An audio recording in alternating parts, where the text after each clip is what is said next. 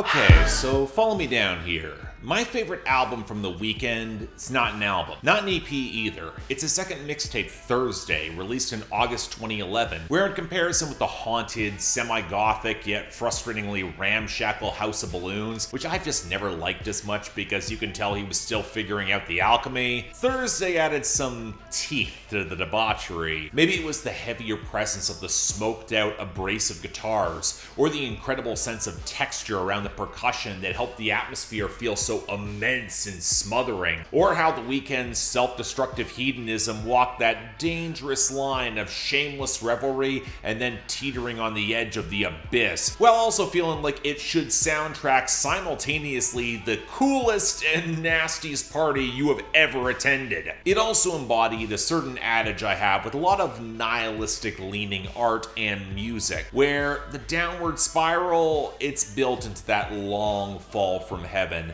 The stakes need to feel immense, be it embodied in the production or the performance or the content. It should feel like, yeah, there's no going back after this. See also Monster by Future in late 2014, probably his best project. But 2 months later in 2011, dropping on Halloween and receiving even more critical acclaim was the release of LIVE.LOVE.A AP, the cloudy sprawl of debauchery from A$AP Rocky. His debut mixtape, hearing the cross-pollination from a New York hip-hop market that had seen the market share get eaten alive from the South, from Texas to Atlanta, and then jacking as much weed and lean and swag as he could from that scene. And for a couple of years, it seemed to work.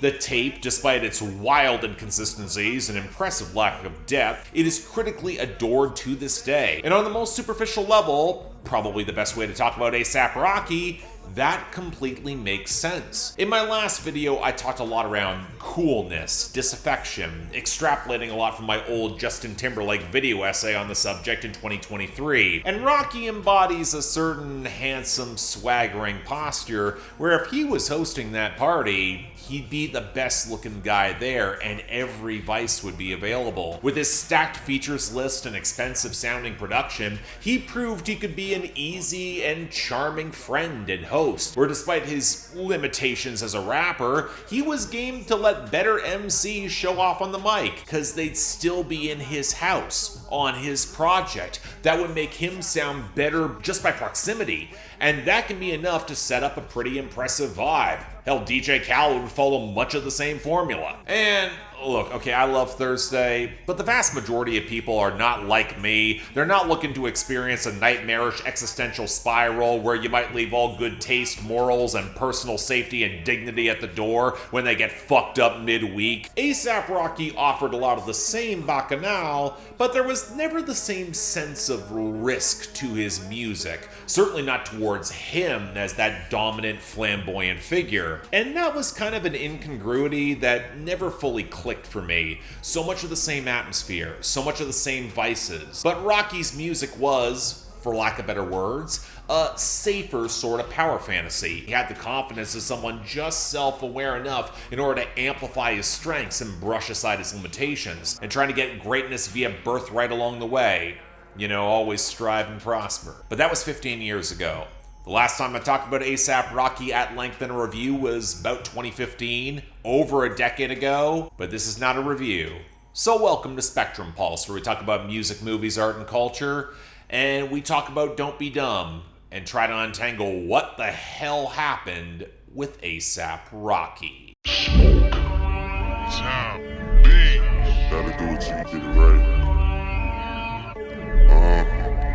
So one point I'd like to introduce right from the jump is that talking about why someone is cool, be it yourself or someone else, is the fastest way to convey that you're not cool, as if that's not already very obvious. Real G's move in silence like lasagna and all that. Let's not be dumb about this. And trying to produce philosophy or quantitative analysis about being cool, and then A$AP Rocky by extension, especially online, eventually has you looking and sounding like the biggest possible nerd in the room who thinks he can reverse engineer being popular. You wind up not liking nor getting A$AP Rocky, and then wind up utterly missing the point. But as someone who already kind of did this in talking about Justin Timberlake a couple of years ago, and now has a lot more thoughts, let's deliver a bit of a summary, recap, rundown. Cool, subjective, can't really be measured. Image, vibes, riz, aura, however you want to call it, it's going to mean different things to different people. You can't really measure it, nothing you can do about that. Cool is also autonomous, it's able to move on its own, that link between freedom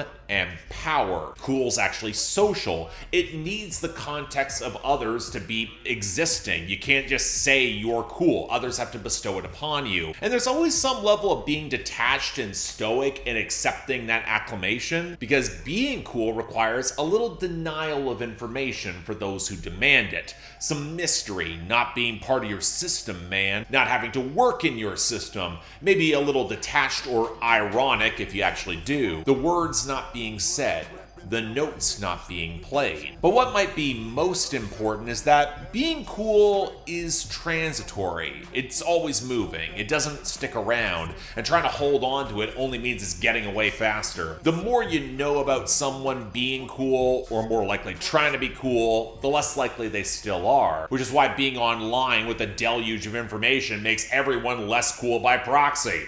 So hi, welcome to the show. Please be sure to like, subscribe, support the Patreon, YouTube memberships if you want to see more and all that shit. And there's a lot more to the analysis in that video essay. Please go check it out. How expertise doesn't always conflate with being cool as much as anyone thinks or wants, even if it might sustain it for a time. That power has more to do with setting the rules of what cool is, at least until you can break those rules, and then power tries to co-opt the breakage and then make that the norm. How cool's not beholden directly to either side of the political spectrum. How gender and the cool girl adds another thorny layer to the conversation. We'll be coming back to that. So yeah, consider this the unofficial sequel to that analysis, because again, I got more thoughts, and A$AP Rocky's a great test case. I already described why folks would like his vibe, so now let's consider how he's moved since his breakout in the early 2010s, especially outside of music. The modeling, the acting, the brand collabs, the building of his business while trying to accentuate being near the cutting edge of fashion. Whether or not he's been good at it, I'm not sure I'm the best judge of his commercial exploits. I'm not his accountant nor his brand manager. If it's all about money, hard to gauge. But it should be noted that it hasn't seemed to matter that much when it comes to his brand or forward momentum. Always strive and prosper might be a flimsy adage, but A$AP Rocky seems to have kept winning in the public spotlight, where you at least have to admire his promotion. And let's be brutally honest, if it was just operating off the music, he shouldn't have. Now, this isn't just me coming as a non-fan. Even if you liked At.LONG.LAST.A AP in 2015, it doesn't tend to be an album that comes up much when you talk about 2015 as a banner year for hip-hop. And between the delays and the shelving of the A$AP Mob album and shelving the Tyler, the Creator collab album, then the run-up to 2018's Testing, which I would describe more as a failed experiment than an outright bad project, we'll come back to it, you can argue that A$AP Rocky was more known on his biggest hits for being the least interesting person on them. Fucking Problems with 2 Chainz, Drake, and Kendrick Lamar. Wild for the Night with Skrillex. Good For You with Selena Gomez. No Limit with G-Eazy and Cardi B. That's not saying he doesn't have solo charting hits. He's actually got more than you might remember that ran up some pretty impressive certifications with even a couple good songs along the way, but it hasn't led to a consistent body of work for over a decade now. And it also hasn't seemed to matter, at least in terms of popular attention. He's released a lot of singles that never made the project, especially in recent years as the 2010s became the 2020s. And yet it didn't seem to diminish the hype for Don't Be Dumb, where I can count at least 10 non-album singles that didn't make the album proper from 2022 onwards, not counting the cuts pre-pandemic, some of which even charted pretty well. And I think this is something where a part of me wonders if this is less a bug than a feature. A$AP Rocky's always been mercurial in discussing his own artistry, how much he likes certain music versus just playing the game. But when you remember it costs money to record, release, promote singles, let alone music videos, there might be something to the dismissive cool and how quickly he can move past his own eras, be they missteps or even his greatest hits. Not that they didn't matter, but simply a moment in time that he caught.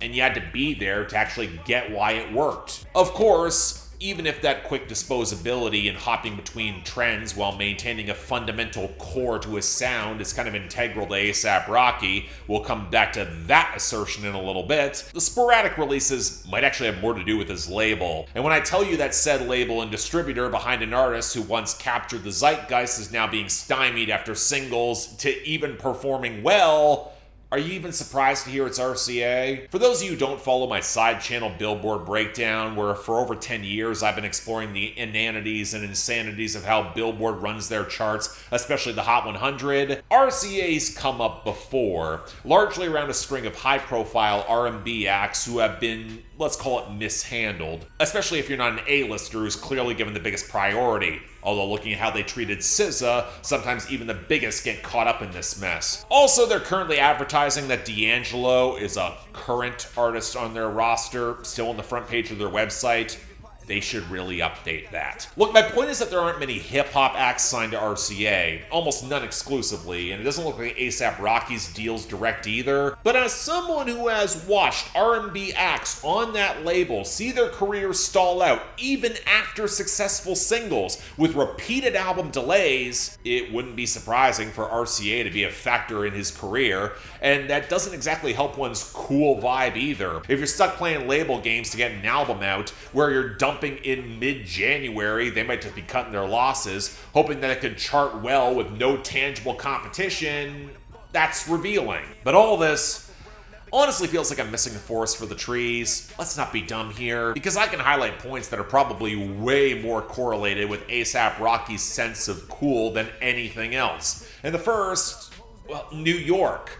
Duh. A$AP Rocky's a New York rapper. He got hot in an early 2010s moment where the city really needed a big flashy name in the wake of the previous decade of big names who were starting to slow down, where you could argue credibly that Nicki Minaj was carrying the torch for a long time, both pre and post A$AP Rocky's breakthrough, at least until Cardi showed up. And this cannot be understated. New York cool is kind of in a category in both associations with power and the rags to riches story emblematic for a lot of American myth-making and sense of cool. If you can make it there, you can make it anywhere, alongside parallels to wealth and high finance or gangsta criminality. And given their cross-section with a certain brand of opulence, how much they could be considered one and the same, especially in and around hip-hop. And this is where I had to reckon with a few lingering biases that I have with how I entered hip-hop and rap music, because I came to New York rap way later compared to material out of Atlanta or Texas or LA or Detroit or Chicago or the rest of the Midwest or even my current hometown in Toronto. And I found the whole center of the universe, self-important braggadociousness that rarely went as deep as it could or should of a lot of New York hip-hop kind of put me off a little, because the posture wasn't always what it was cracked up to be,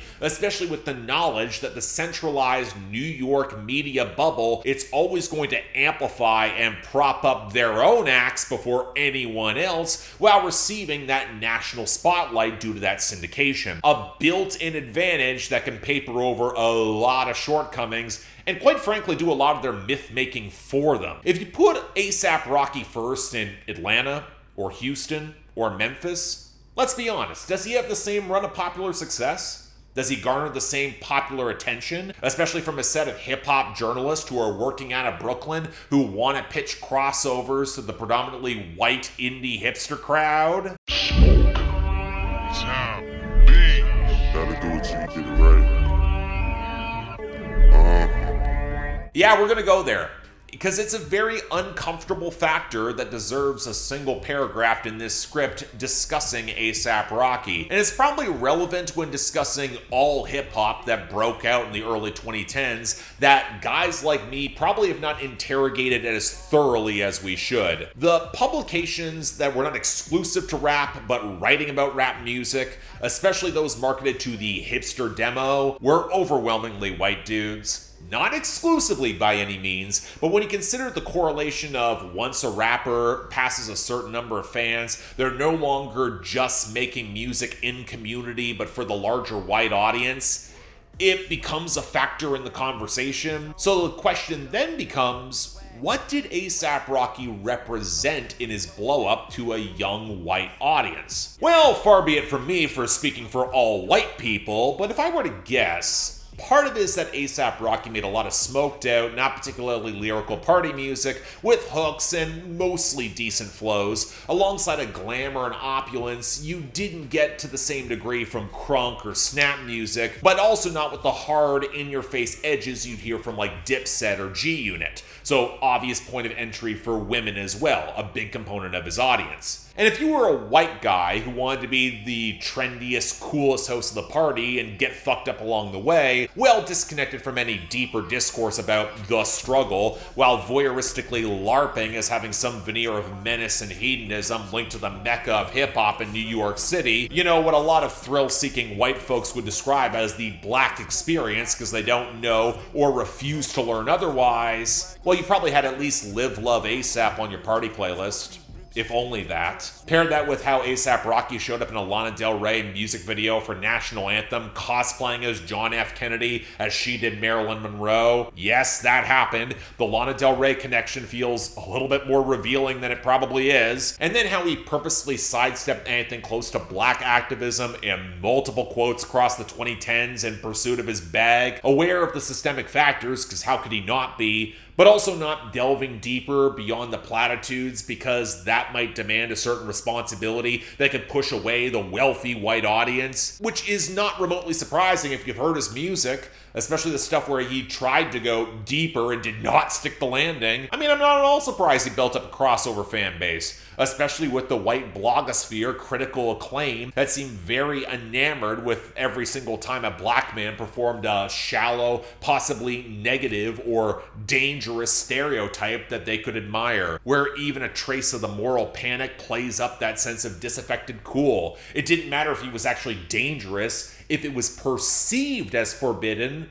folks would want it all the more. And after all, privilege at its core is the freedom to not think deeper, where you get annoyed or angry if you're asked to think deeper. So A$AP Rocky delivering to his audience what they want or maybe already believed, and then getting annoyed when folks expected him to think deeper about the ramifications when he just wanted to make money and flex, it feels revealing. I'll leave it there. And there's a lot more that could be untangled. And it also shouldn't be surprising that I never really clicked with A$AP Rocky even in his heyday, even when he was laser targeting my demographic. I get the appeal now, and boy does it lead to some messy discourse. Have fun in the comments, especially as to why so many white people loved A$AP Rocky. But nearly 15 years ago, and as someone who drank but did not do drugs, I think that's a factor. I mean, I heard some of the dissonance in the promotion. New York hip-hop loves to claim it's so much more lyrical than the West Coast or Atlanta, and this guy was your standard bearer? Where despite mostly good technical flows, it was increasingly clear he had very little unique to say? Who had all the attitude and swag of his city, but nakedly borrowed his vibes from the South? Which, okay, given the cosmopolitan nature of New York City, actually makes a perverse amount of sense in terms of cross-cultural connection. It's also why he could probably build up as much of a European audience as he did alongside the fashion connections. It would never be considered that dangerous. But it's also why Travis Scott was able to snatch up so much of that sound and vibe, actually being from the South and ditching any exclusionary good taste for aggro, high-energy machismo that worked for every young white guy who didn't want to think when rage worked better. Insert some very obvious political commentary on the furious right-wing backlash swerve of white dudes in the United States. Let's put it here. This is also where there's actually a fascinating parallel between Testing and Astroworld in 2018. Both have aged questionably as massive style over substance albums, but Travis Scott seemed closer to the raving pulse of that audience in comparison with A$AP Rocky's project, which is best described as when that cool guy hosting the party and getting fucked up along the way also decides that he wants to DJ and mix records at the same time. With analogous results. If you've been to those parties, you already know. It's also where regionalism starts to clash with the whole global capitalist mindset of the music industry. Because you could hear some local New York hip-hop personalities get a little wary of A$AP Rocky, even throwing more hype behind his colleague, the perpetually underappreciated and better wordsmith A$AP Ferg. The thing about New York is that as much as they will build you up, put the city behind you and make sure you know it, they'll tear you down just as fast. And when that teardown doesn't seem to stick because your fame now seems to eclipse the city because the music industry does not care about just one market, they'll either begrudgingly embrace it on the power alone, why not co-opt that, or they'll be very loud about it, especially when you're not on your A game and your weaknesses are starting to become all the more evident because that could reflect on them. Where the ASAP Rocky phenomenon was showing increasingly shaky returns, where folks were questioning, really, how much was there really there?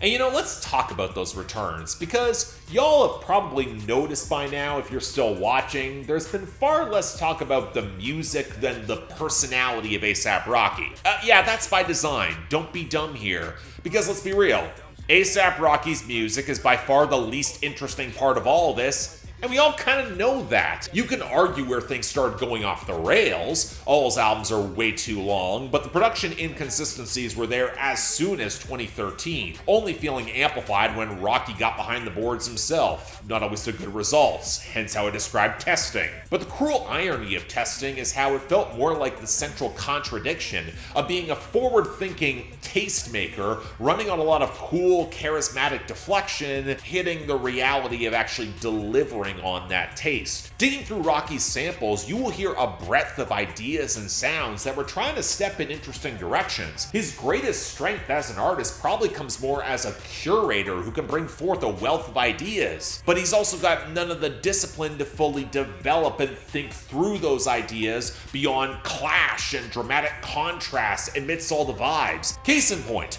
there's an early interlude on Don't Be Dumb, Interrogation, where ASAP Rocky's trying to hype himself up with distortion, that he ain't gonna put out no crystal clear garbage, that he's making that staticky good shit. And not only is that fundamentally not true with Don't Be Dumb, but also with how often he openly dips into very common trap and rage progressions, he's also doing it with a very polished sheen compared to the blown out, questionably mastered material that's gotten really popular, even charting better than he has. It quite frankly sounds like the commodification of what's already been done before, which has you wondering if a lot of ASAP Rocky's glamour as a tastemaker is more industry veneer than personal, especially after over 15 years since his breakout where you could make that claim. Moreover, there's a song here, a single called Punk Rocky, that's trying to add some guitar-backed meat to his sound, and not to be that mean, I'm fairly certain Vic Mensa did this better in 2017,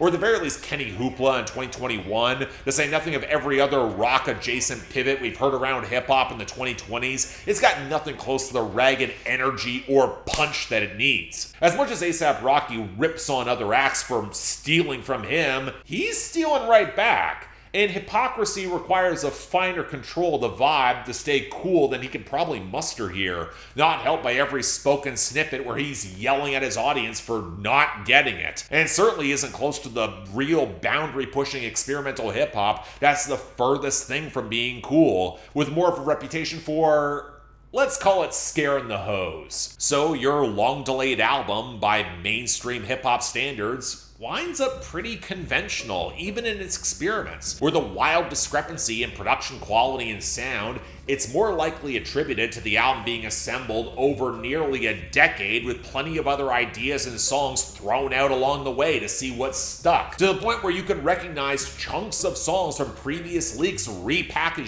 stitched together, but rarely to the point of being challenging or truly that provocative. The back half of Don't Be Dumb in particular is full of some of these swerves and genre fusions. I already mentioned Punk Rocky, but Robbery pairs him with Doechii rapping over a goofy Duke Ellington sample, and it's jazzy, old-fashioned, New York gangsta-coded posturing all the way down once again proves Rocky might be best off in the passenger seat. I think it's actually a legit great song, and Doechii just steals the show, but man, does it feel out of place. But it's also next to the shambling mess of Whiskey Release Me that utterly waste West Side Gun for just ad-libs, and with Damon Albarn seemingly living up to that Twitter meme of how guest rappers sound alongside him on Gorillaz songs. The end, it pairs up will.i.am with Jessica Pratt, of all people, trying to make a more socially conscious song, and you probably already guessed that nobody here remotely goes as deep as they really should. With the blubbery yet tinny synths that saturate this album, they don't blend nearly as well as they could with the textured cycling acoustics on the back half of the song. It's just painfully clumsy, even before I start wondering if the song title is referencing the end of the album before they tacked on a bunch more songs, or an Easter egg calling back to that Black Eyed Peas album from 2009, The Energy Never Dies. Even folks who like Don't Be Dumb, they think it's a mess. But that's what folks wanted, right? Because there were a lot of people still clamoring for Don't Be Dumb, even after testing, a project of utterly dubious quality, outlasting a pandemic where folks still wanted A$AP Rocky's brand of cool, which seemed to be sticking despite all odds. And yet the reason for that is kind of obvious why he's still been in the spotlight. It's Rihanna.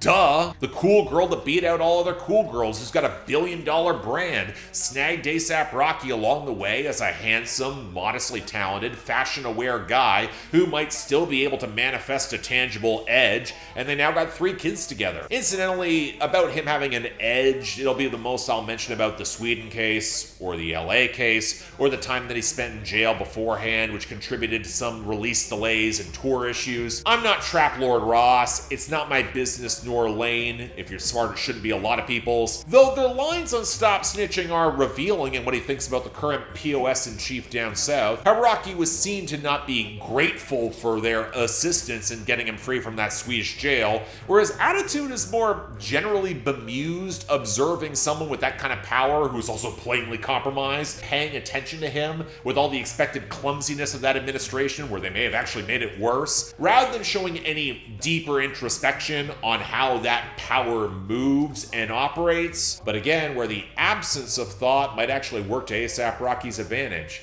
I mean, he thinks he knows how the world works. After all, stop snitching about it. But getting back to Rihanna, bit of a detour there. Funnily enough, I've never been all that surprised that she and A$AP Rocky have had a stable, long-term relationship. They make sense, especially if his business has been sustainable along the way to move the way he has. And if you just happen to need a little cash on the side to ensure the budget's right for the album, that becomes a rounding error on the right balance sheet, let's be real. It also makes me smirk whenever A$AP Rocky brags about getting with Rihanna. He might try to flex on Drake on Stole Ya Flow, which feels like the victory lap taken when the game's long been over and everyone left the party and it's only working at all because A$AP Rocky's having a lot of fun with it. But we all know where the power is. Come on. But if anything, that kind of only amplifies Rocky's appeal to a certain audience, because he knows that too. He can play along. Look at the Barbie and Ken line on Don't Be Dumb Trip Baby, especially as he plays up the exclusivity of his sound and vibe,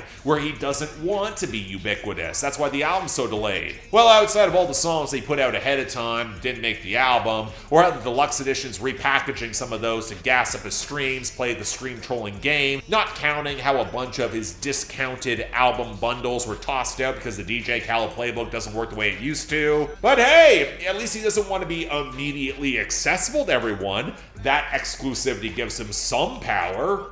I kind of get that. You don't have to be online all the time. Because this is actually one part of Don't Be Dumb that actually kind of resonated with me more than I thought it would across the album. Because in comparison with many mainstream rappers who run around with the same group of women over and over again, Rocky seems to have grown up a little. Or at least is trying to merge his hazy blur of brand name porn and hedonism with being in a comfortable, monogamous relationship. Trying to amplify how that can indeed be cool, especially when it's Rihanna. He talks about not being a player. He says he never was. I'm not sure I buy it. He wants to open up more about the value that comes in settling down, being able still to flex, but it's trying to add some personal weight, grow a little as an artist, take his well-established formula to another level. And when the maturity and stability is not the norm in your young man's game in the scene, and you still have some style behind it and haven't gone full commercially safe dad mode, where I'd argue Justin Timberlake really flew off the rails with his attempts at safer and duller crossover in the mid-2010s, yeah, there's a relaxed cool that can actually work. An evolution of cool. It's also the focal point behind a lot of grown man hip-hop I happen to really like. And I kind of always have liked it, even before I got married. The rappers who got older and more introspective, but can also be pretty fly about it. Still spit, but be smart and mature enough to give back and leverage their charisma with taste and class. Think Jay-Z on 444, Little Brother. Or a very recent example, that Saba album he did with No ID last year that was way better than it had any right to be. One of the best of 2025. Highly underrated. Go back and check it out. It's just, if only A$AP Rocky did more with it, which again hits that paradox. The implications are so promising, the ideas are worth pondering, but the execution from him winds up lacking, underdeveloped, especially when you look outside of his hall of mirrors to see anything beyond the stock flexing and brand names, the threats and cliches that haven't really budged much in nearly 15 years. And it's especially frustrating when he crowbars in dumb puns or references or punchlines he clearly thinks are good, because while Big Sean was forced to grow out of some of his corniest impulses, I give Jhené Aiko more credit than him, A$AP Rocky did not run that gauntlet. I kinda wish Rihanna would have made him. The who gets more pussy than a lesbian line on Helicopter, the contracting in his body line on Stay Here for Life, so many bad lines on Air Force Black DeMarco's, even beyond that James Corden reference, the Tourette's line on Whiskey Release Me, shut the fuck up trying to bring in more rancor with that verse full of ridiculous lines, including how he grew up with the pimps and the socialist. And even if that's probably true, referencing black inner city life and the Black Panthers' actual politics, it sure as hell doesn't reflect A$AP Rocky's politics now, which walk the line between the thinnest veneer of respectability and, well, I have power to do whatever the fuck I want. I'm an entertainer in the system. I'm established. Don't ask me for more. I just want to get paid. Especially that eye-rolling line comparing himself to Amazon dropping off packages on SWAT Team. Makes it obvious how commercial this all is. Because if you have had 8 years to put together this album, even if folks legendarily don't care about your content or the whack lines, when you have so many obvious bad ones, I can only ignore them for so long, especially when the album's momentum goes off a cliff in the back half and the experiments only haphazardly connect. I'm gonna start paying attention.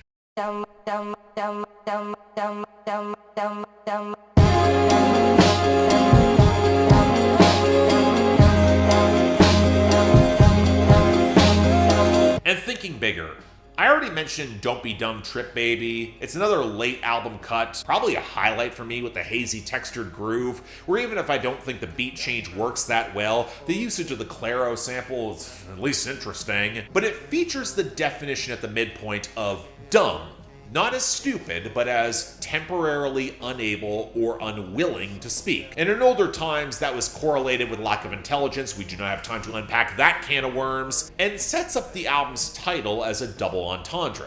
Don't be stupid, but also don't be unwilling to speak. Deny yourself power. It's trying to be aspirational, pointing to the arc of A$AP Rocky speaking his art into existence as a rapper and an artist, where he's always been talking about that commercial momentum that it might have flagged but never faded or stalled, at least for him. But the irony is that for as much as he's talking, how much is he really saying? How much does anyone around him really care about those words? How much does the audience care? Hell, the more words he says, the more dumb lines drop out. The more the flexes lose their luster with repetition. The more his veneer of cool seems to fracture even further as he shows himself a man of many words, a ton of ideas, but so little follow through. Where he's often looked and sounded the best alongside others talking. Where his charisma can do the talking. Real G's move in silence like lasagna. I mean, it's a formula, it's not built for long-term success. But in 2026, how much has it mattered? He's still winning. It's been very obvious for a long time that society values those who talk loudly and confidently rather than what they actually say, or whether they're right, enamored with the method and not with the madness between the lines. Hell, calling this madness is giving him too much credit. It's not interesting enough to be mad. And I already know someone is going to try to make the parallel with this video I'm making here. All talk saying nothing, more irked at the attitude, tearing down this successful black man in the industry. This obviously uncool who doesn't get it and never got it and just wants to whine. But if that's all they've got from what I'm saying, I think my words stand. Maybe a little more true than you might want. Certainly better than his. Make no mistake, great art is allowed to be what A$AP Rocky makes, even if it's not my thing. And there's a lot of money in the entertainment industry being the handsome rich dude who talks a lot with a winning smile, yet says very little. Who remains cool because he offers a glimpse of the world where there is an escape from the grind where even he can make it, or just that him making it was inevitable. He talked fast enough. Be it always striving and prospering or reading the words not being said. It's even where hypocrisy in his bars, or even the outright bad lines, kind of play into his advantage, because they provoke discussion. Because even if those who look deeper recognize he's full of it, he still has the power to assert his will, with an audience who doesn't seem to care. And to an increasingly large demographic, hypocrisy stops mattering when you've got the entertainer's easy deflection of just power fantasy that I happen to be living. And then the clout to say, so what? And that's ultimately telling an audience what they want to hear, what some might want to live. A disavowal of work, of consequence, of implication, of thought itself. I mean, pretty privilege goes a long way, where the more interesting conversation might be who is allowed to be dumb in public, versus those who don't have a platform and are rendered dumb by circumstance or systems. Who is allowed to speak, what ideas are allowed to surface in the discourse, versus those that will get shouted down on volume with, "Come on, bitch, don't kill my vibe.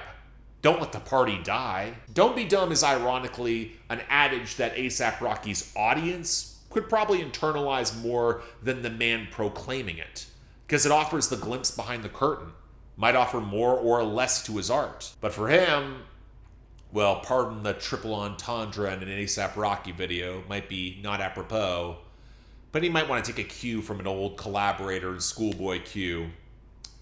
I think it's an oxymoron.